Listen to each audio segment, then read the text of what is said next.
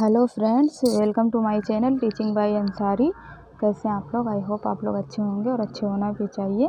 तो चलिए आज हम फिर एक अच्छी सी स्टोरी इंटरेस्टिंग सी पढ़ते हैं और समझते हैं कि क्या था, क्यों ये इतने महान व्यक्ति हैं। आज हम किसके बारे में पढ़ेंगे? नानक देव के बारे में पढ़ते हैं। तो चलिए शुरू करते हैं। पिता ने बुलाकर कहा, पुत्र बाला के साथ लाहौर जाओ और कोई सच्चा सौदा करो, है ना। इनके नानक देव के पिता बोले होंगे ऐसा।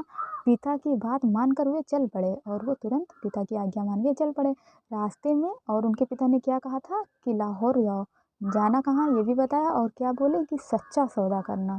रास्ते में एक जगह कुछ साधु तपस्यारत दिखाई पड़े और जब वो जाने लगे आज्ञा सुन के, तो उनको रास्ते में कुछ साधु दिखे जो तपस्या कर रहे थे, जो है वो कर रहे होंगे, ध्यान कर रहे होंगे। उन्हें चिंता हुआ कि इनके खाने पीने की व्यवस्था कौन करता होगा, और इन्होंने उन्हें बड़े ध्यान से देखा और मन में तुरंत इनके सवाल आने लगे कि इनको खाने पानी की व्यवस्था कौन करता होगा। बहुत सारे सवाल आए होंगे। वे बोले, बाला से बोले, भाई बाला, पिताजी ने सच्चा सौदा करने को कहा है।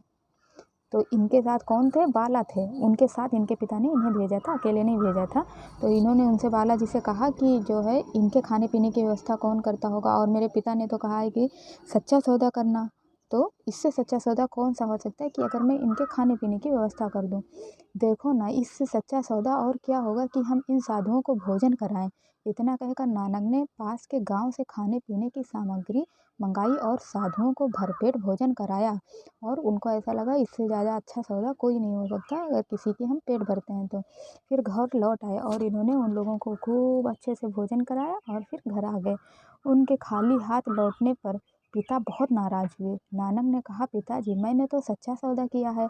कर्म करते हुए अपना मन वाहे गुरु में लगाना, भले लोगों की संगति करना और मिल बांट कर खाना, यही तो सच्चा सौदा है। फिर उन्होंने अपने पिताजी को खूब अच्छे से समझाया कि ऐसी ऐसी बात है, मैंने तो भोजन कराया है, एक पुण्य का काम किया है, और आप इतना नाराज हो रहे हैं मुझे खाली हाथ देखकर। जो है वाहे गुरु की जो है जो तपस्या करते हैं उनके लिए भोजन की व्यवस्था करना, ये तो बहुत अच्छी बात है। यह घटना सिखों के प्रथम गुरु नानक देव के जीवन की है। और ये जो नानक देव थे यही तो सिख धर्म के प्रथम गुरु थे। जैसे कि 10 गुरु हैं, उनमें से प्रथम गुरु थे। तो ये नानक देव की ही बारे में हम लोग पढ़ रहे हैं, इन्हीं की कहानी, और इन्हीं के पिता थे वो जिन्होंने ये कहा था। यह घटना सिखों के प्रथम गुरु नानक देव के जीवन की है, जो मानवता के परम उपासक थे। वो ह्यूमैनिटी को सबसे पहले रखते थे, वे मनुष्य की सेवा को सबसे बड़ा धर्म मानते थे। बचपन से ही नानक धर्म और ईश्वर संबंधी बातों में रुचि लेने लगे थे, और उनको बचपन में ही इंटरेस्ट था अपने धर्म में और ईश्वर में और मानव की सेवा करने में। वे अधिकतर साथियों के साथ भजन कीर्तन में मस्त रहते थे। उनके पिता को पुत्र के ये सारे कार्य पसंद नहीं थे और उनके पिता नहीं चाहते थे मेरा बेटा ऐसा बने। नानक को शिक्षा दीक्षा के लिए पाठशाला भेजा गया, परंतु वहाँ भी नानक पढ़ने लिखने के स्थान पर ज्ञान और भक्ति की बातें किया करते थे। इनको भजन कीर्तन में ज़्यादा इंटरेस्ट था। जहाँ अन्य बच्चे समय से अपने पाठ याद कर कक्षा में सुनाया करते थे, वहीं नानक सदैव गुमसुम रहते थे। ये अलग ही खोए रहते थे। वे एकांत में बैठकर घंटों तक चुपचाप मनन और चिंतन किया करते थे। वे ईश्वर के भजन और कीर्तन में इतने लीन रहते थे कि खान पान की भी सुध न रहती थी। और ये इतने ज़्यादा अपने ईश्वर में मगन हो जाते भजन कीर्तन करने में कि इन्हें ये नहीं पता होता कि मैंने खाना खाया कि नहीं खाया, और अपने बारे में भी इन्हें इतना वो नहीं करते। धीरे धीरे उनका स्वास्थ्य गिरने लगा और फिर ये कमज़ोर भी होते कि जब खान पान का ध्यान नहीं रखेंगे तो।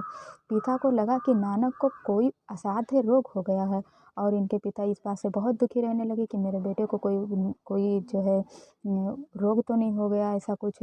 वे इनके इलाज के लिए उपाय खोजने लगे और उन्होंने सोचा कि अच्छे से इनका ट्रीटमेंट कराऊं, इनका दवा कराऊं, और मेरा बेटा क्यों इतना कमज़ोर हुआ जा रहा है। लेकिन कोई रोग हो तब तो। अब इनको तो कोई रोग था नहीं, ये तो भजन ईश्वर कीर्तन में इतने ज़्यादा मस्त थे। इनकी ये बात थी, इनका दिल तो कहीं और लगा था।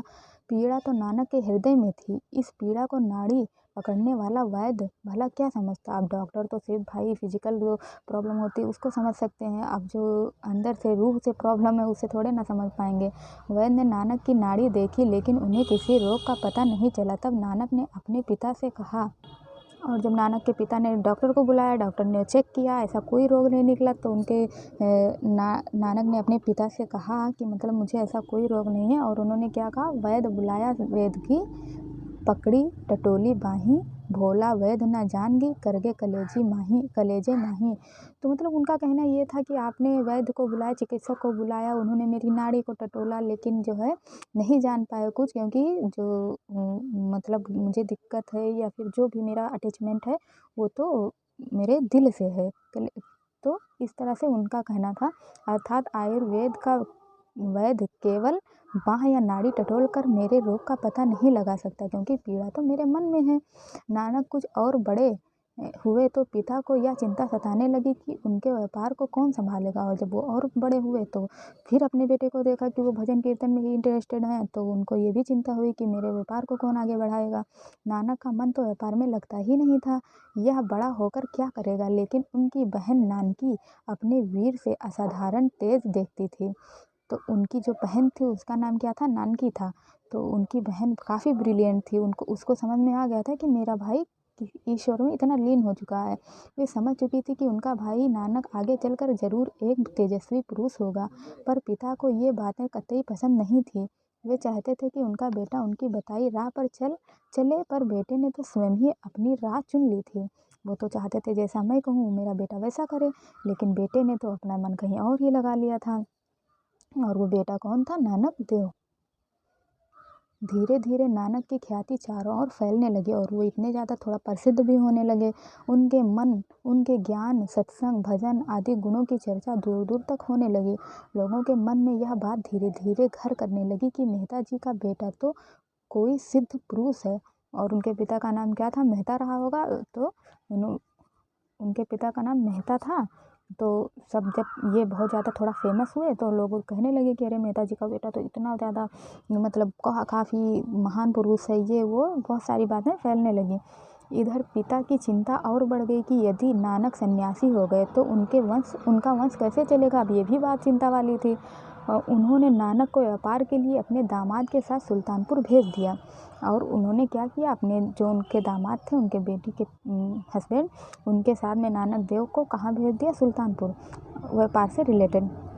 नानक को वहाँ पर सरकारी गल्ले की दुकान में काम मिल गया। और उन्हें कौन सा काम मिला, जो है गल्ले, जो अनाज के दुकान में उनको काम भी मिल गया। वे अपना काम ईमानदारी पूर्वक करने लगे। काम के साथ गरीबों दुखियों को मुफ्त भोजन कराना, साधु संतों की सेवा करना और ईश्वर का भजन करना उनकी दिनचर्या थी। और वो जहाँ तक पॉसिबल हो सकता था साधु संत जो होते थे उनकी सेवा करते, कोई भूखा है उसे खाना खिलाते और अच्छा काम करते। धीरे धीरे इस काम से वे उबने लगे और काफ़ी टाइम तक जब काम किया तो फिर उनका दिल भरने लगा। बहन नानकी ने सोचा कि इनका विवाह कर दिया जाए तो शायद इनका मन ऐसे कामों में लगने लगे। तो फिर बहन जो उनकी थी उसने सोचा कि चलो भाई की शादी कर देते हैं। फिर क्या था, आनन फानन में उसकी शादी गुरुदासपुर निवासी मूलचंद की पुत्री सुलक्षणी देवी से कर दी गई। इनकी पत्नी का नाम क्या था, सुलक्षणी देवी। और फटाफट इनकी शादी कर दी गई क्योंकि इनका मन किसी चीज़ में लग नहीं रहा था। श्रीचंद और लक्ष्मीचंद नामक उनके 2 पुत्र भी हुए, लेकिन उनका मन परिवार और सांसारिक कामों में फिर भी नहीं लगा। और इनके सिर्फ 2 पुत्र हुए, कौन, श्रीचंद और लक्ष्मीचंद, है ना। तो इनकी पत्नी का नाम क्या था, सुलक्षणी देवी। नानक का हाल चाल लेने के लिए पिता ने मर्दाना रबानी को भेजा। और फिर बहुत टाइम जब बीत गया तो इनके पिता ने किसी को भेजा कि जाओ नानक जी का हालचाल लेके आ जाओ। मर्दाना भी नानक के पास जाकर उनका परम भक्त बन गया। और जब जिसको इन्होंने भेजा इनके पिता ने कि जाओ मेरे बेटे का हाल चाल लेके आओ, तो वो गए तो उन्हीं के होके रह गए, वो भी इसी चीज़ में लीन हो गए। वह नानक के साथ खंजड़ी बजा कर गाता रहता था। नानक देव उसके साथ देश विदेश की यात्रा पर निकल पड़े तथा ऊंच नीच छोटे बड़े के भेदभाव को दूर करने के लिए तरह तरह के प्रयास करते रहे। और वो कोई दुखी तो नहीं है, किसी के अंदर जैसे ऊंच नीच की भावना तो नहीं, इस सबको वो एकदम से हटाना चाहते थे। उन्हें सामाजिक विषमता अखरती थी। नानक गरीब और दुखियारों को देखकर गर्वित हो उठते। वे सदैव से दीनों और गरीबों की सहायता करते थे और वो हमेशा जो गरीब होते थे उनकी जो है हेल्प करते थे। नानक देव ने विभिन्न स्थानों की यात्रा की। वे अपने यात्राओं के क्रम में अफ़गानिस्तान, काबुल, अरब, तिब्बत आदि देशों में गए और अपने ज्ञान का प्रकाश फैलाया। वे मानवता के महान उपासक थे और जीवन पर्यंत मानव में आपसी समानता की बात करते रहे। उनका कहना था कि अत्याचारों को सहन करना सबसे बड़ा पाप है, और बात सही है। ये हर धर्म वाले मोस्टली मानते हैं कि अत्याचार करना सबसे बड़ा जो है पाप है। उनकी मान्यता थी कि ईश्वर एक है, वे उसी के उपासक थे और उसे ही पूरी सृष्टि का नियंता मानते थे। यह भी एक संयोग है कि उनकी समाधि और मकबरे की दीवार एक ही है ना। जैसे कि समाधि जहाँ पे इंसान ध्यान करता है काफ़ी, और मकबरा जहाँ पे दफनाया जाता है, तो ऐसी धार्मिक एकता की मिसाल दुनिया में और कहीं नहीं मिलती। कहते हैं कि समर्थ व्यक्ति के पीछे दुनिया चलती है।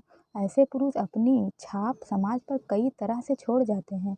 ऐसे ही थे मानवता के महान उपासक नानक देव, जिनकी ख्याति आज भी दुनिया के कोने कोने में गूंज रही है। तलवंडी से ननकाना साहब नानक देव की ख्याति से अभिभूत हो उनके शिष्यों ने उनके गांव तलवंडी का नाम ही बदल दिया। तलवंडी अब ननकाना साहब के नाम से प्रसिद्ध है। यह स्थान अब पाकिस्तान में स्थित है। तो ये कहाँ के थे? तलवंडी के रहने वाले थे, लेकिन जब ये काफ़ी फेमस हो गए, प्रसिद्ध हो गए, तो फिर इनके नाम पे ही उस जगह का नाम रख दिया गया ननकाना साहब।